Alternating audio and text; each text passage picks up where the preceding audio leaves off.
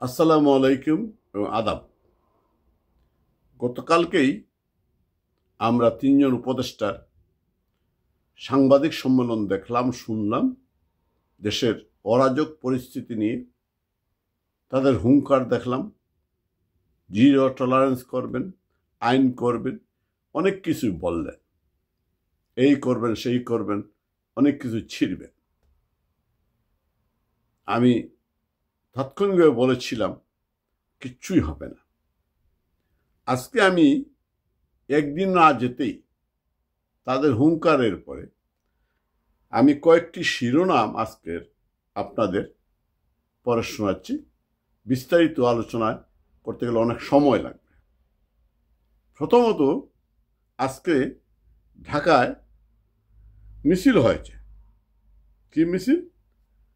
ইউনূস শুধু এখন আর বিক্ষুব্ধ জনতা, বিশেষ করে ছাত্র, তাদের কথিত তারা যে ছাত্র জনতা বলে, ছাত্রদেরকে জনতা থেকে আলাদা করে নিয়েছে, যদিও ছাত্র জনতার অংশ। ছাত্র জনতা ইউনূসের পদত্যাগ দাবি করেছে, বলেছে 4 দিনের মধ্যে বিচার না করলে গদি ছাড়তে হবে।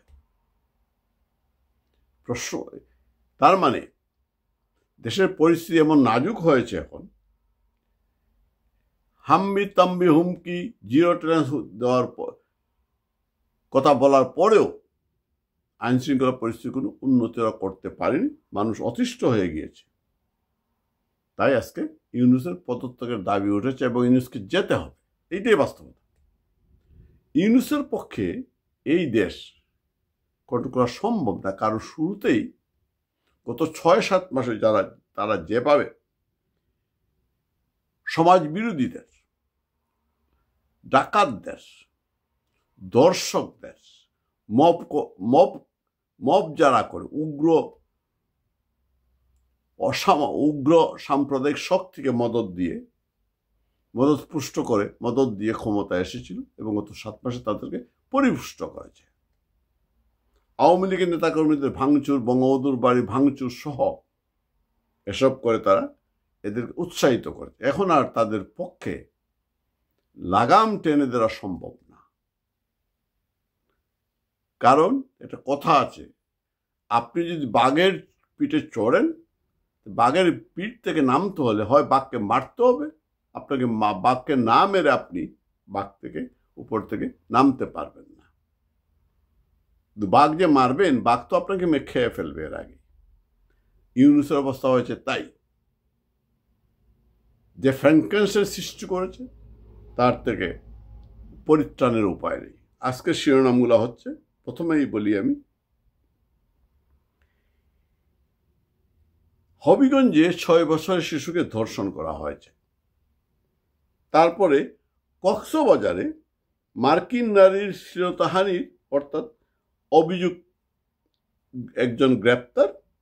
এর আগে আমরা জানি ইরানের 2 নাগরিককে কিভাবে মব করা হয়েছিল, ছিনতাইকারী বলে তাদেরকে যেভাবে আক্রমণ করা হয়েছিল, মারধর করা হয়েছিল। বিদেশি নাগরিকরাও এই দেশে নিরাপদ না, তাই মার্কিন যুক্তরাষ্ট্র, কানাডা, যুক্তরাজ্য সবাই তাদের নাগরিকদেরকে বাংলাদেশ ভ্রমণের সতর্কতা জারি করেছে। পরবর্তী খবর হচ্ছে শিরোনাম আজকে সমকালের। সিরাজগঞ্জে ডাকাতের কবলে 8 জামাত নেতা, টাকা মোবাইল লুট। জামাত নেতাকে ডাকাতের কবলে পড়েছে এবং তাদের টাকা পয়সা, মোবাইল 8 জন লুট করে নিয়ে গিয়েছে। গুলশানে, ঢাকার গুলশানে 10 বছরের শিশুকে ধর্ষণের অভিযোগ। মায়ের প্রেমিকের গরমের ছুরির ছেকায় জলসে গেল মানহার শরীর, একটা শিশু। এবং সর্বশেষ যেটা বলছি, ডাকাতির চেষ্টাকালে স্বেচ্ছাসেবক দলের 2 নেতা আটক। এ হচ্ছে আজকের মিনিমাম কিছু সংবাদ শিরোনাম আপনাদেরকে শোনালাম। আপনারা যারা সংবাদ মিডিয়া ফলো করেন, ইউটিউব ফলো করেন, সামাজিক যোগাযোগ মাধ্যম ফলো করেন, আপনারা ইতিমধ্যে দেখেছেন গত 21 দিনে বিশেষ করে এই সরকার যখনই কিছু, বিশেষ করে উপদেষ্টারা যখন হুঙ্কার ছাড়ে, তারপরেই কিন্তু আরো অরাজকতা, ধর্ষণ, চুরি, ডাকাতি বেড়ে যাচ্ছে। মব কিন্তু চলছে, মবের বিরুদ্ধে কথা বললেও মব কিন্তু চলছে, মব কিন্তু বন্ধ হচ্ছে না। কেউ কারো কথা শুনছে না, শুনবে কেন? যারা ইউনূসকে ক্ষমতায় বসিয়েছে তারা তো একটা উদ্দেশ্য নিয়ে বসিয়েছে। তারা এই দেশটাকে একটি ব্যর্থ রাষ্ট্রে পরিণত করতে চায়, আমাদের স্বাধীনতা সার্বভৌমত্বকে বিকিয়ে দিতে চায়। তাই আজকে মুক্তিযুদ্ধের জাদুঘর জ্বলে যায়, বঙ্গবন্ধু জাদুঘর জ্বলে যায়, ভেঙে যায়। এই যে অরাজকতা, তা কি এই সরকারের পক্ষে সম্ভব? না, সম্ভব না। আজকে মানুষ বলছে, যারা জুলাই আন্দোলনে, ওই আন্দোলনে ছিল, নেতৃত্ব দিয়েছে, অনেকেই বলছে শেখ হাসিনাই ভালো ছিল। তারা বলছে তারা ভুল করেছে। যারা সেই দিন কোটা আন্দোলনের নামে, সরকার পরিবর্তন আন্দোলনের ষড়যন্ত্র করে সাধারণ শিক্ষার্থীকে রাস্তায় নামিয়েছিল, মানুষকে বিভ্রান্ত করে রাস্তায় নামিয়েছিল, পুলিশ মেরেছিল, এই জঙ্গিরা, যারা এই ইউনূসের ষড়যন্ত্রে, মেটিকুলাস প্ল্যানের ষড়যন্ত্র, আজকে সবকিছু প্রকাশ হয়ে যাচ্ছে। আজকে সারা দেশে মানুষ যেখানেই সমন্বয়ক পাচ্ছে সেখানেই পিটাচ্ছে। যাই যে নাগরিক পার্টি হয়েছে ইউনূসের, গণতান্ত্রিক পার্টি, এই নেতারা চুপ। আমি নিশ্চিত এরা যদি কোনো জায়গায় সফরে যায়, যদি পুলিশ প্রোটেকশন থাকলেও তাদেরকে জনউৎসকে রক্ষা করা কঠিন হবে।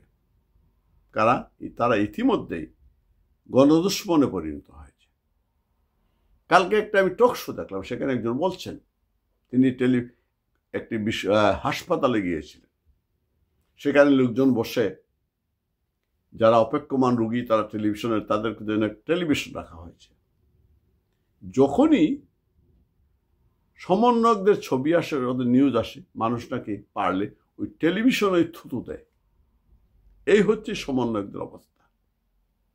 চুরি, ডাকাতি, চাঁদাবাজি, এমন কোনো কাজ নেই যারা করছে না। এই দর্শন কার্য তারা জড়িত রয়েছে।